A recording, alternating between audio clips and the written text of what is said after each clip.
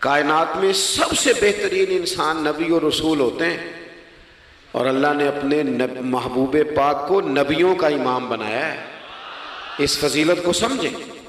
یہاں نا جو لوگ لاڈلا کہلاتا ہے نا کوئی بندہ کہ میں لاڈلا ہوں، ویسے یہاں لاڈلے بدلتے رہتے ہیں، کبھی کوئی لاڈلا ہوتا ہے کبھی کوئی لاڈلا ہوتا ہے، ویسے یہاں لاڈلے بدلتے ہیں، لیکن جو لاڈلا ہوتا ہے نا وہ بتاتا بھی ہے کہ میں لاڈلا ہوں۔ اور کسی کا بھی کوئی لاڈلا ہو جائے تو وہ ناز نخرے دکھاتا ہے، رسول کریم اور رب کے لاڈلے محبوب ہیں۔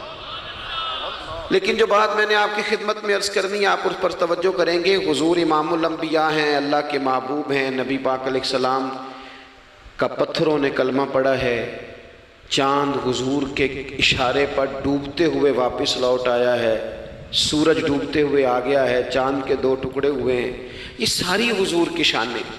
اللہ نے اپنے محبوب کو معراج عطا فرمائی ہے۔ لیکن ملت کے جوانوں، آپ کو پتہ ہے ہمارے نبی پاک کا سب سے پہلا تعارف کیا ہے؟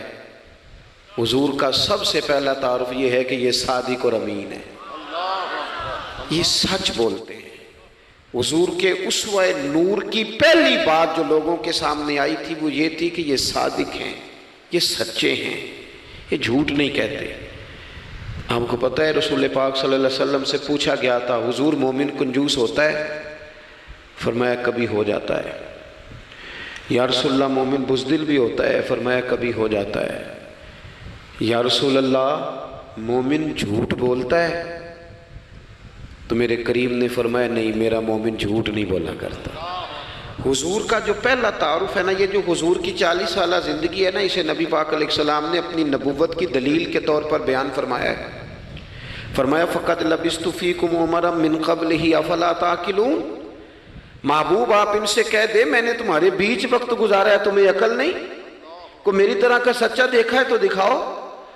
آج میری ملت کا سب سے بڑا مسئلہ جھوٹ ہے، سب سے بڑا مسئلہ اعتماد نہیں۔ بیوی اپنے شوہر سے کہتی ہے کہ تو تھوڑے پیسے دے لیا کر، تھوڑے ایک جوڑے پہ میں گزارا کر لوں گی، میرے ساتھ سچ تو بول۔ تو لاہور جاتا ہے تو لاہور کا بتا کے جا۔ ماں کہتی ہے پتر سے کہ پتر تھوڑی باتیں بتایا کر پر سچی بتایا کر۔ قوم کا اعتماد اٹھ گیا سیاستدانوں سے، تم نے لمبے چوڑے وعدے کیے، تم نے بڑی باتیں سنائی۔ تم دیکھیں نا، آپ کی توجہ اگر ہو تو میں ایک حوالہ اس طرح کا بھی عرض کروں آپ کی خدمت میں۔ سبز باغ دکھا کے لوگوں کو کبھی پریشان نہیں کرنا چاہیے، کبھی بھی۔ یہ ہمارے پیر بھلا کیا کرتے ہیں بیچارے، ایک کرامت اللہ خیر کرے کبھی کوئی ایک بن جاتی ہے نا تو پھر وہ کمپنی کی مشہوری کا ذریعہ بنتی ہے۔ وہ کہتے ہیں اس کرامت کو بھی فیس بک پہ ڈالو۔ میں نا کراچی جا رہا تھا تو لاہور میں تھوڑا سا مریض ہوں، مجھے الرجی ہو جاتی ہے، زیادہ دیر بیٹھ نہیں سکتا، تو ایک کانفرنس میں مجھے شرکت کرنی تھی۔ تو ایئرپورٹ سے ہی میں نے دوستوں سے پوچھا موسم تمہارا کیسا ہے؟ کہنے لگے پیر صاحب بڑی گرمی ہے اور شدت ہے بڑی، اے سی چلا کے بھی گاڑی میں دقت ہے۔ تو میں نے کہا اچھا دعا کرتے ہیں اللہ بارش برسا دے۔ تو یہ دعا لاہور ہو رہی تھی، میں کراچی ایئرپورٹ پہ اترا تو بارش ہو رہی تھی۔ تو وہ جو مجھے لینے آئے تھے نا صاحب، وہ گاڑی میں ایک بندے کو کہہ رہے ہیں کہ وہ پیر صاحب نے لاہور آکھیا سی تو 1.5 گھنٹے جمی آ گیا ہے۔ وہ میں نے اسے کہا بس کر، اب آگے نہ بتا، ایسا نہ ہو کہ 2-4 لوگ آ جائیں کہ پیر صاحب جو کہتے ہیں وہ ہو جاتا ہے۔ جڑے محرم راز حقیقت دے اور راز حقیقت کھول دے نہیں، جڑے محرم راز حقیقت دے اور راز حقیقت کھول دے نہیں، اے جنہ ویکھیا نہیں او کرن گلاں، جنہ ویکھ لیا ہو تے بول دے ہی نہیں۔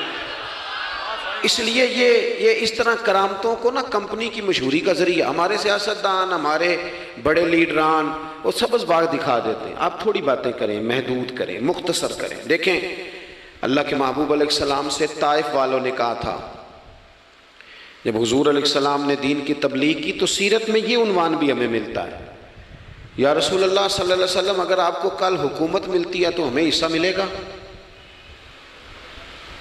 عرب کے لوگوں کا مزاج تھا نا، انہوں نے حضور سے کہا اگر کل کلاں حکومت ملتی ہے تو ہم شریک ہوں گے؟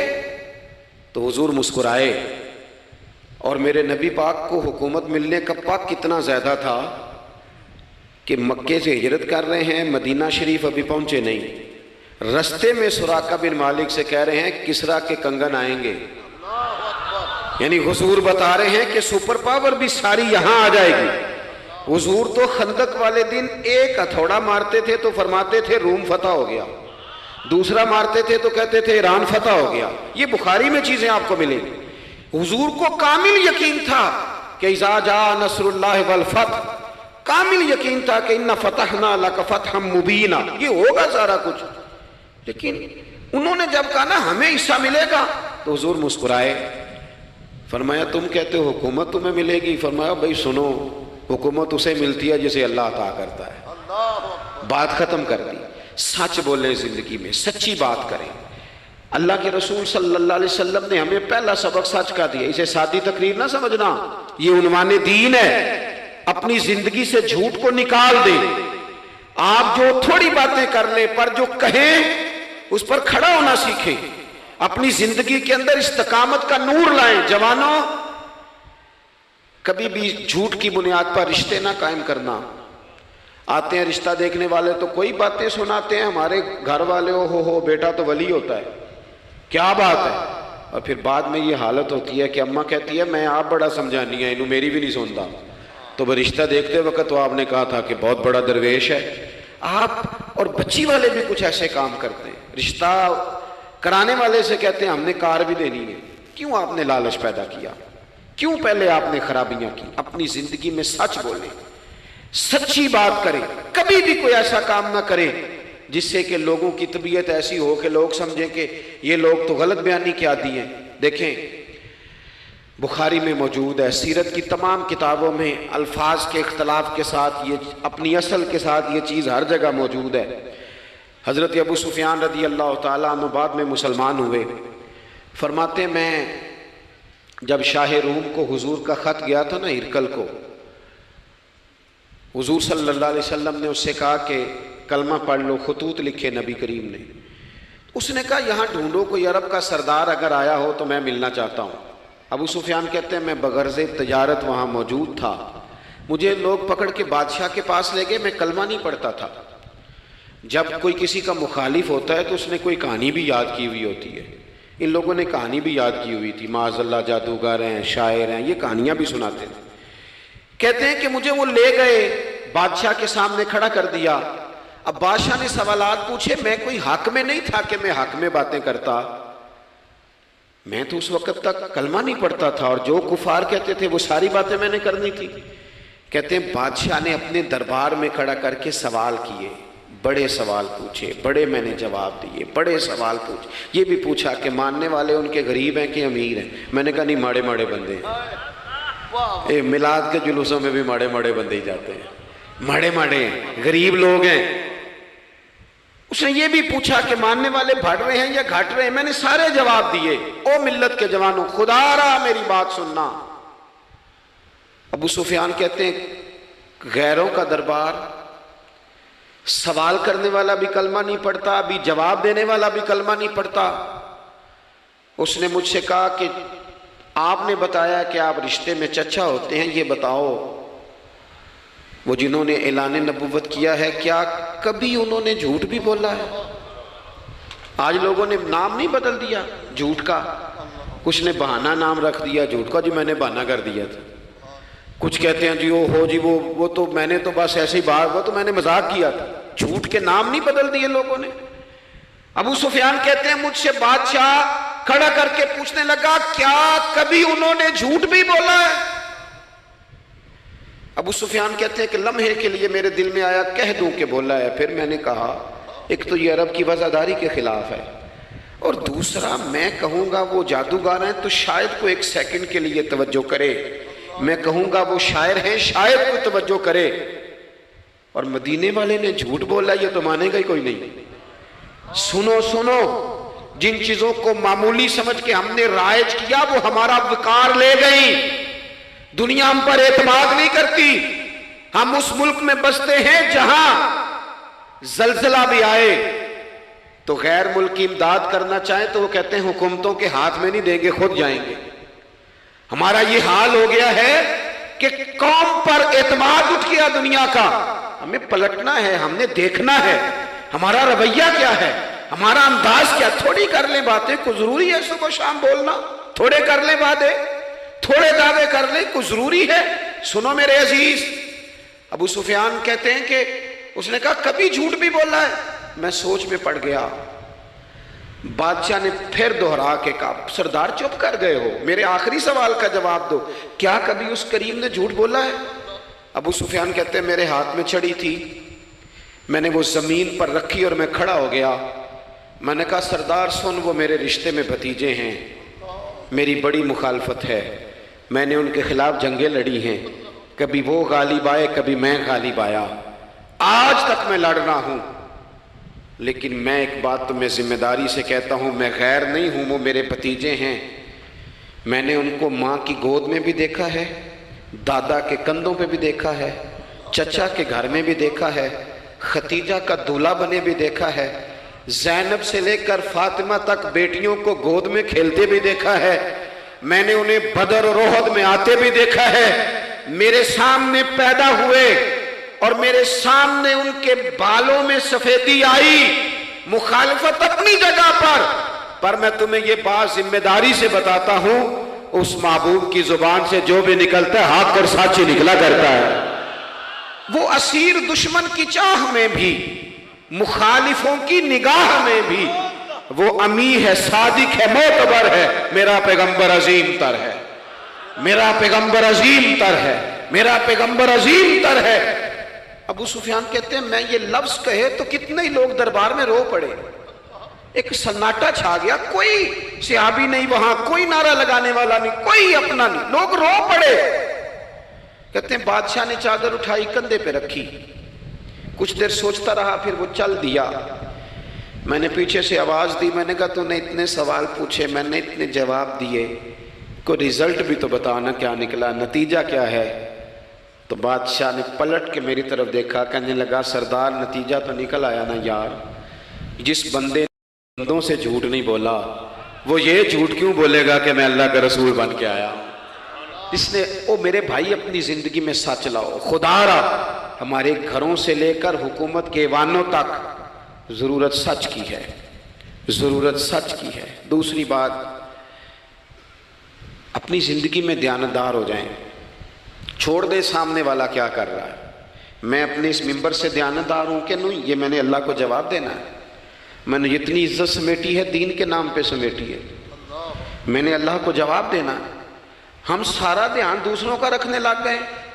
حضرت خواجہ نصیر الدین چراغ دہلوی رحمۃ اللہ علیہ سے بادشاہ نے آ کے وظیفہ پوچھا تھا، حضرت کو وظیفہ بتائے، تو خواجہ صاحب فرمانے لگے اپنا کام دیانتداری سے کر، یہی سب سے بڑا وظیفہ ہے۔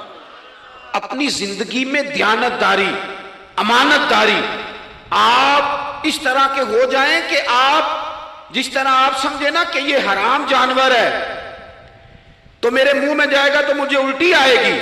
آپ کبھی دیکھیں نا کہ حرام گوشت کوئی آپ کو بتا دے، آپ دو لقمے آپ نے کھا بھی لیے، لطف آیا، تو کسی نے کان میں کہا یہ تو ذبح ہی نہیں ہوا تھا، بیمار تھا، تو الٹی آ جاتی ہے کہ نہیں؟ بولو، کہہ آ جاتی ہے؟ انسان کا ذہن قبول کرتا ہے حرام کھانے کو؟ 2 کلو گوشت پہ الٹی آتی ہے تو 2 کروڑ روپے پہ کیوں نہیں آتی؟ ہمارے ایک دوست ہیں، یونیورسٹی کے لیکچرار ہیں، مجھے ایک دفعہ فرمانے لگے پیر صاحب عجیب بات ہے، ایک بندے کو نا کہیں جوتا پڑا مل گیا، بڑا قیمتی تھا پر ایک پیر تھا جوتے کا، ہماری دیانتداری کچھ اس طرح کی ہے، ایک پیر ملا، جوتا بڑا قیمتی تھا، مہنگا تھا، تو اس نے اس کا مالک ڈھونڈنا شروع، یہ کس کا ہے، یہ کس کا ہے، یہ کہ وہ شور کر رہا ہے، لیکن تھوڑا سا آگے جا کے جوتے کا دوسرا پیر مل گیا، پر اس نے مالک ڈھونڈنا بند کر دیا، اس کو اب اس کا دوسرا پاؤں مل گیا تو اب اس نے، یعنی کئی دیانتدار بڑے دیانتدار ہیں لیکن دوسروں کے معاملے میں، اپنے معاملے میں نہیں، اپنی زندگی میں انصاف کریں۔ میں مسجد میں جمعہ پڑھاتا ہوں، میں نے ایک دن اپنے ایک مدرسے کے طالب علم سے پوچھا، بیٹا جمعرات کو میں نے پوچھا، میں نے کہا صبح جمعہ میں تقریر کیا کرنی ہے؟ کہتے میں جو فیصلہ نہیں کیتا، میں کہا تو بڑا مولوی ہے نا، میں چھوٹا، میں تو جمعہ پڑھا کے شام میں فیصلہ کر لینا بھی اگلے جمعے کی بیان کرنا ہے۔ کیوں؟ میں چاہتا ہوں میں ممبر سے دیانتدار رہوں، میں ایک ہفتہ تیاری کروں، میں نے قوم کو اللہ رسول کا دین بتانا ہے، میرا یہ مقصد تو نہیں ہے کہ 1 گھنٹہ مجھے ملے تو میں نے کسی طریقے سے اسے پار کرنا ہے۔ آپ اپنے کام کے ساتھ ہمیشہ دیانت کا مظاہرہ کریں، اگر آپ دیانتدار ہو جائیں حضرت سعید بن عامر رضی اللہ تعالیٰ عنہ کو حضرت عمر نے کہا میں آپ کو ایک صوبے کا گورنر بنانا چاہتا ہوں، رو پڑے، فرمانے لگے اس قابل نہیں ہوں، آپ کہیں مجھے بھی آپ کہہ دیں کہ فلانا عہدہ ملتا ہے تو تیار ہے ساری دنیا ہی، کون انکاری ہے اس کام سے، سب تیار بیٹھے، لیکن روتے تھے لوگ کا جناب میں کہاں کر سکتا ہوں۔ حضرت عمر نے لگا دیا حمص کا گورنر۔ کچھ مہینوں کے بعد حضرت عمر تشریف لے گئے، جا کے پوچھا کہ کیسا ہے، تو پہلے تو ایک لسٹ منگوائی حضرت عمر نے، کچھ مال آیا ہے تو مختلف صوبوں میں بانٹنا ہے، غریبوں کی لسٹ لاؤ۔ ان کے صوبے کی لسٹ آئی تو تیسرا نام گورنر صاحب کا تھا۔ وہ کہا تمہارا گورنر مسکینوں غریبوں میں؟ کہنے لگے حضرت صاحب جو لسٹ بنانے والے تھے وہ کہنے لگے اب ان کے وجود پر جو کپڑے ہیں جگہ کوئی نہیں بچی، پیوند کہاں لگانے ہیں۔ دامان توکل کی یہ خوبی ہے کہ اس پر پیوند لگے ہوتے ہیں پر دھبے نہیں ہوتے، پیوند لگے ہوتے ہیں پر دھبے نہیں ہوتے۔ حضرت عمر نے معلومات کی ان کے صوبے میں جا کے، تمہارا گورنر کس طرح کا ہے؟ عرض کی حضور 4 شکایتیں۔ یہ جمہوریت ہے؟ آج تو ہر سیاسی جماعت میں ڈکٹیٹرشپ ہے، آج کہاں جمہوریت ہے؟ آج تو آپ جتنے شاہ کے وفادار ہو جائیں گے اتنا اچھا عہدہ لیں گے، جتنا مرضی قابل بندہ ہو جماعت کے اندر، لیکن اگر وہ پورا تابع دار نہیں تو نظام نہیں چلتا، جتنا مرضی قابل ہو۔ حضرت سعید بن عامر رضی اللہ تعالیٰ عنہ 4 شکایتیں، عام آدمی شکایتیں کر رہے ہیں۔ حضرت عمر نے کہا کون کون سی؟ تو انہوں نے کہا جی پہلی شکایت یہ ہے کہ ہمارے گورنر، توجہ ہے میرے بھائیوں کی، انہوں نے کہا جی پہلی شکایت یہ ہے کہ گورنر صاحب صرف دن کو ملتے ہیں، انہیں رات کو بھی لوگوں سے ملنا چاہیے۔ دوسری شکایت یہ ہے کہ جب شروع میں آئے تھے تو فجر کے بعد بیٹھ جاتے تھے، مسائل سنتے تھے، اب سورج نکلنے پر اشراق چاشت کے ٹائم 8، 9، 10 بجے آتے ہیں۔ تیسری شکایت یہ ہے کہ ہفتے میں 1 دن ملتے ہی نہیں۔ چوتھی شکایت یہ ہے کہ کبھی کبھی ایسے ہی رونے لگتے ہیں، بیٹھے بیٹھے بے ہوش ہو جاتے ہیں، تو آپ نے دیوانہ آدمی ہمیں دے دیا ہے۔ حضرت عمر فاروق رضی اللہ تعالیٰ عنہ نے حضرت سعید بن عامر کو مجمع میں پوچھا جناب آپ پبلک کے نمائندے ہیں، آپ کو سوالوں کے جواب دینے چاہیے، بتلائیے نا۔ اور یہ پبلک کے نمائندے صرف سیاستدان نہیں ہوتے، پیر صاحبان بھی ہوتے ہیں، مسجد کا خطیب بھی ہوتا ہے۔ اگر حضرت عمر سے پوچھا جا سکتا ہے کرتا کہاں سے آیا تو پیر صاحب سے بھی تو پوچھا جا سکتا ہے نا، ان کو بھی جواب دینا چاہیے، ان کو بھی بتانا چاہیے، اس لیے کہ وہی تو دعویٰ کر رہے ہیں فقر بتانے کا۔ تو حضرت عمر نے 4 سوال کہا سعید آپ کے ذمے 4 سوالوں کے جواب ہیں، تو حضرت سعید بن عامر نے گردن جھکائی، کہنے لگے پہلے ہی کہا تھا میں گورنری کے قابل نہیں۔ فرمایا اب تو بن گئے ہونا، جواب تو دینا ہے، حضور بتلائیے۔ فرمایا پہلا سوال آپ سے یہ ہے کہ یار لوگ کہتے ہیں رات کو کام پڑ جاتا ہے اور آپ ملتے نہیں۔ تو حضرت سعید بن عامر نے اپنی داڑھی پکڑ لی، عرض کی حضور یہ ساری سفید ہو گئی ہے، بڑھاپا ہے، دن مخلوق کے لیے رکھا ہے، رات اپنے رب کے لیے رکھی ہوئی ہے۔ اگر پھر بھی کسی کو شوق ہو تو سعید بن عامر جب بھی ملے گا مسجد میں ملے گا، ساری رات بارگاہ ربوبیت کی او سنگیو تھوڑا مسلح بھی یار مضبوط کر لو، تھوڑا سا نا، ہم نہ تھک گئے ہیں فون سن کے۔ بہت سارے لوگ ایسے ہیں جن کے وجود نہیں اتنی تھکے جتنے دماغ تھک گئے، کمنٹس پڑھ کے، کمنٹس دے کے، رائے دے کے، بڑے بڑے باصلاحیت لوگوں کے حافظے کمزور ہو گئے۔ خدا را اپنی صلاحیتوں کو زنگ لگا لو گے۔ یہ تو جتنے لوگ ہیں میڈیا چلانے والے، ان کو تو میڈیا چلانا ہے، اور اب تو پتہ نہیں کتنے چینل اور کتنے لوگ اور سوشل میڈیا پہ کتنے، اور ادھر کتنے تو ادھر کتنے۔ خدا را کچھ وقت اگر مسلح پہ ملے تو آپ یقین کریں روح تازہ ہو جاتی ہے۔ لمبی لمبی دعائیں مانگیں، اپنے رب کو اپنے دکھ سنائیں، رسول پاک کی بارگاہ میں یہ نذرانے پیش کریں، آپ محسوس کریں گے وجود طاقتور ہوگا۔ حضرت سعید بن عامر کہنے لگے رات مسلح پہ گزارتا ہوں۔ دوسرا سوال آپ سے یہ کرنا تھا کہ یہ لوگ کہتے ہیں کہ آپ پہلے فجر میں آ جاتے تھے، اب اشراق چاشت کے بعد 9-10 بجے نکلتے ہیں۔ تو حضرت سعید بن عامر نے گردن جھکائی، کہا یہ میرا راز تھا، میری پرائیویٹ بات تھی۔ کہا جناب اب تو لوگوں کا سوال ہے۔ تو آپ فرمانے لگے میرے گھر میں خادم کوئی نہیں، غریب آدمی، بیوی بیمار ہو گئی ہے، 35 سال اس وفادار عورت نے میری ڈیوٹی کی ہے، بیماری میں چھوڑ دوں تو وفاداری تو نہیں نا۔ सवेरे उठता हूँ, घर का काम करता हूँ, फिर बीवी के लिए नाश्ता बनाता हूँ, उसे खाना खिलाता हूँ, तैयारी करते आते देर हो जाती है। दूसरे सवाल पर लोग रो पड़े। कहा तीसरा एतराज़ आप पे ये है कि हफ्ते में एक दिन मिलते नहीं। तो हज़रत सईद बिन आमिर कहने लगे मैंने कहा था मेरा पर्दा ना खोला जाए। मैं बड़ा राज़ी हूँ रब की अताओं पे, मैं क्यों किसी के सामने अपना दुख बयान करूँ। गर्दन को झुका देता है खैरात का पत्थर, जहां में मांगने वालों के सर कभी ऊंचे नहीं होते। और गैरत है बड़ी चीज जहां ने तगोदो में पहनाती है ये फक्र को ताजे सरदारा। आप मौका दें जी, बड़ी मेहरबानी, छोड़ दें जी, थोड़ी 1 मिनट सिर्फ जी हमें दें। बोले नहीं, प्यार से जी, नाराज नहीं होना, आप हमें मौका दें। बात भी अब तकरीबन करीब होने के करीब आई। कहा हजरत सैयदना सईद बिन आमिर रदी अल्लाह ताला अन्हु ने फरमाने लगे मैंने कहा था ये मेरा पर्दा है, ये ना सुनाया करें आप दुख लोगों को। ये गरीब कहते हैं मैं किसी अमीर के साथ लग जाऊंगा तो कुछ भी नहीं बनता, छोड़ दें आप। दुखड़े रब रसूल को सुनाओ, खैरात भी मिलेगी और इज्जत भी मिलेगी, वो देंगे और किसी को बताएंगे भी नहीं। हजरत सईद बिन आमिर रदी अल्लाह ताला अन्हु से तीसरा सवाल हुआ। कहा जनाब आप हफ्ते में एक दिन मिलते नहीं। तो फरमाने लगे मेरा राज था पर बता देता हूं, जोड़ा एक ही है मेरे पास। हफ्ते में एक दिन धो लेता हूं, फिर बीवी के कपड़े पहन के सारा दिन बैठा रहता हूं। अगर दूसरा जोड़ा हो तो ये काम न करूं। हजरत उमर रो पड़े। कहा जल्दी से चौथे सवाल का जवाब भी दे, कभी कभी रोते हो तो बेहोश हो जाते हो। वो फिर रो पड़े। अर्ज करने लगे हुजूर 40 साल की उम्र में कलमा पड़ा। मेरे सामने हजरत खुबैब को फांसी दी गई मक्के में। जब वो अपनी पिछली गलतियां याद आती हैं तो फिर रो पड़ता हूँ। याद माजी अजाब है या रब, मैं तकलीफ़ में आ जाता हूँ। सोचता हूँ अगर अल्लाह ने सवाल किया तो कैसे जवाब दूंगा, इसलिए बर्दाश्त नहीं होता तो रो पड़ता हूँ। चारों सवालों के जवाब दिए तो हज़रत सईद बिन आमिर कहने लगे अब आपने मुझसे सवालों के जवाब तो ले लिए, अब मेरी सज़ा का भी तो ऐलान करें ना, बताएं ना।